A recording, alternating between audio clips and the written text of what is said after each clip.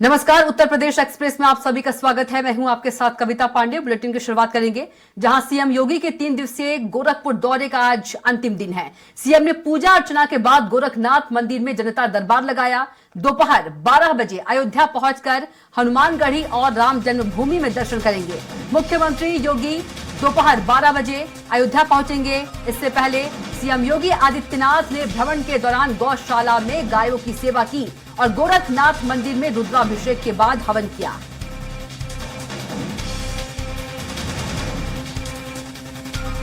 तो सीएम योगी के 3 दिवसीय गोरखपुर दौरे का आज अंतिम दिन है। पूजा अर्चना के बाद सीएम योगी ने जनता दरबार लगाया।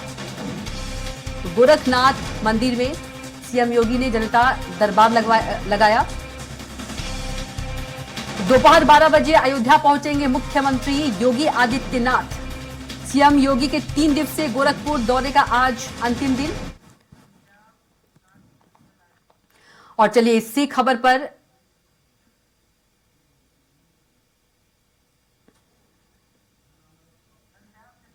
ज्यादा जानकारी के साथ हमारे संवाददाता घनश्याम निशांत चौरसिया जुड़ गए हैं। उनका रुख कर लेते हैं। घनश्याम, 3 दिवसीय यदि बात करें, जनता दरबार लगाया था सीएम योगी आदित्यनाथ ने और आज अंतिम दिन है, क्या कुछ अपनी जो लेके पहुंचे थे? देखिए कविता जी, 3 दिवसीय दौरे पे मुख्यमंत्री गोरखपुर में थे और जब ये पहली बार प्राण प्रतिष्ठा के बाद पहली बार वो अयोध्या कार्यक्रम के बाद वो गोरखपुर पहुंचे थे, तो ऐसे में पूरे रास्ते भर जो एयरपोर्ट है, गोरखपुर एयरपोर्ट से लेकर के और गोरखनाथ मंदिर तक उनके रास्ते पर पूरी तरीके से सजा दिया गया था। जो आम जनता थी, गोरखपुर की जो जनता थी, पूरा वो बैरिकेड करने के बावजूद वहां पे पूरे रास्ते के दोनों तरफ वहां पे भीड़ लगा दिया था। और उनके जो पहली बार जब मुख्यमंत्री गोरखपुर पहुंचे हैं प्राण प्रतिष्ठा के बाद, तो उनको खूब जम करके नारेबाजी की, खूब उनका स्वागत किया, फूल बरसाए और उनके जो है सीएम योगी आदित्यनाथ के लिए जो है उन्होंने वहां पे खूब तेज से नारे लगाए और उनके लिए दुआ की। उनका साफ तौर पे कहना था कि पहली बार मुख्यमंत्री योगी आदित्यनाथ जो है प्राण प्रतिष्ठा के बाद गोरखपुर लौटे हैं, तो ऐसे में मेरा कर्तव्य है, क्योंकि गोरखनाथ मंदिर का एक बड़ा इतिहास रहा है। उनकी 5 पुश्तें और खास तौर पे कह सकते हैं कि जो 4 पीठ है इसके पहले मुख्यमंत्री योगी आदित्यनाथ के पहले, उन लोगों ने राम मंदिर के लिए एक लंबी लड़ाई लड़ी है। आंदोलन की शुरुआत वहीं से कह सकते हैं कि हुई है और शुरुआती दौर में अगर आंदोलन की बात करें तो वो पीठ ही था, गोरखनाथ मंदिर का ही पीठ था, जिनके दिशा निर्देश के बाद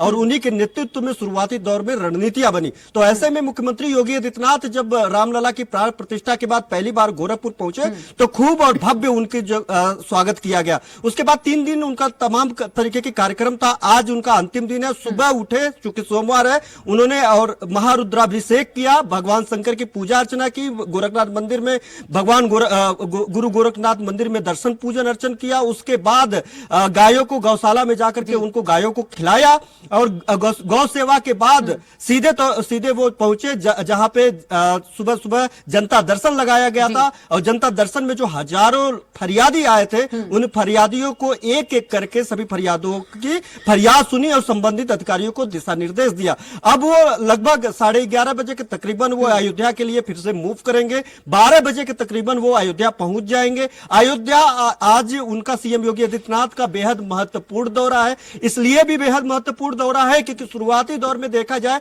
तो जो वीवीआईपी मूवमेंट था अयोध्या के लिए प्राण प्रतिष्ठा के बाद, उसके बाद मुख्यमंत्री योगी आदित्यनाथ ने अपील किया था और जो मंदिर ट्रस्ट है, मंदिर ट्रस्ट ने भी अपील किया था कि वीवीआईपी लोग आने से बचे। यही कारण रहा कि 22 तारीख के बाद जब 25 तारीख को गृह मंत्री अमित शाह, जो भारतीय जनता पार्टी के राष्ट्रीय अध्यक्ष हैं जेपी नड्डा सहित तमाम जो वीवीआईपी लोग हैं, उन लोगों के कार्यक्रम को निरस्त कर दिया गया था।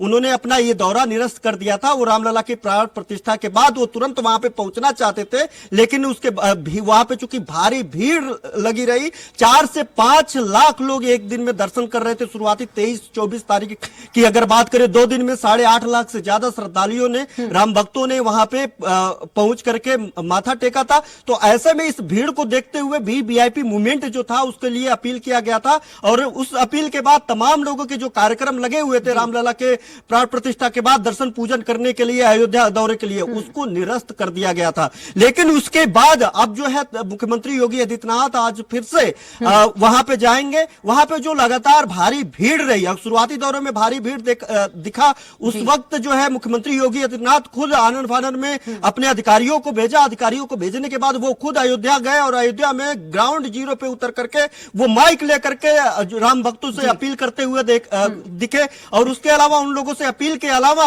सरकारी जो अमला है उनको दिशा निर्देश देते हुए दिखे। तो ऐसे में फिर से अब उनका ये रामलला के प्राण प्रतिष्ठा के बाद अगर बात की जाए तो ये दूसरा दौरा होगा अयोध्या का, जहां पे वो सबसे पहले हनुमानगढ़ी जाएंगे, भगवान हनुमान का पूजा दर्शन करेंगे, और हनुमानगढ़ी के बाद जो है रामलला के दरबार में जाएंगे, वहां पे भी पूजा अर्चना करेंगे। और उस पूजा अर्चना के बाद वहां पे संबंधित अधिकारियों को, ट्रस्ट के पदाधिकारियों के साथ वो बैठक करेंगे। और जो आगामी अब चूंकि 31 तारीख से 31 जनवरी से लेकर के जो है मार्च तक लगातार तमाम राज्यों के जो राज्य हैं उनके मुख्यमंत्री अपनी कैबिनेट के साथ यहाँ पे दर्शन पूजन करने आने वाले हैं। यानी जितने भी मंत्रिमंडल में शामिल लोग हैं, वीवीआईपी लोग, वो रामलला का दर्शन करने के लिए आएंगे अपने मंत्रिमंडल के साथ। तो ऐसे में उन सब सारी चीजों की तैयारियां, उन सारे चीजों की तैयारियों को लेकर के वीवीआईपी मूवमेंट को लेकर के कैसे सारी स्थिरता की जाएगी, वहां पे जाने के बाद किसी तरीके की कोई कोताही ना हो,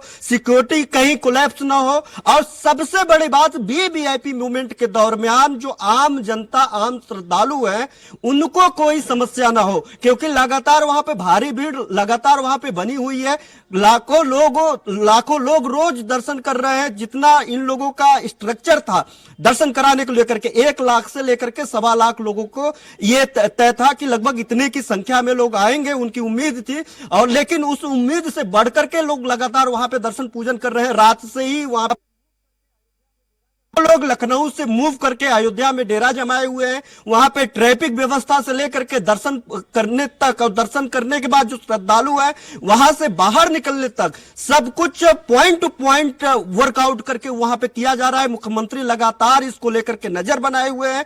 और अब जो है वीवीआईपी मूवमेंट, चूंकि सबकी आस्था थी और इस आस्था के दरमियान सबका ये मकसद था, सबकी ये उम्मीदें थी कि जब रामलला की प्राण प्रतिष्ठा हो तो ऐसे ऐतिहासिक तस्वीर का हिस्सा वो भी बन पाए, ऐसे ऐतिहासिक क्रियाकलापों का वो हिस्सा बन पाए, ताकि वो बाद में वो इतिहास के लिए खुद को जीवंत कर सके। तो ऐसे में जितने भी वीआईपी थे तुरंत 22 तारीख के प्राण प्रतिष्ठा के बाद उन्होंने कार्यक्रम लगाए थे, लेकिन सभी लोगों ने मुख्यमंत्री योगी आदित्यनाथ की अपील के बाद उन लोगों ने अपने कार्यक्रम को निरस्त कर दिया था। क्योंकि अगर वीवीआईपी मूवमेंट अगर वहां पे होगा तो आम जनता को, यानी जो राम भक्त है, जो वहां पे रात भर लाइन लगा करके सवेरे 10-15 सेकंड का इंतजार करते हैं रामलला की प्राण प्रतिष्ठा को लेकर के, उनको समस्या होती। तो ऐसे में उनको, जो आम राम भक्त है, जो जिन्होंने जो अपने आंखों में ये सपना लेकर के जाते हैं कि उनको घंटों तक ये लाइन लगाते हैं ये सोच करके कि उनको 10 सेकंड का मौका मिलेगा, वो भी प्रभावित होता है। इसलिए वीवीआईपी मूवमेंट 15 दिन तक के लिए। जी बिल्कुल, तमाम जानकारी साझा करने के लिए आपका बहुत ही धन्यवाद।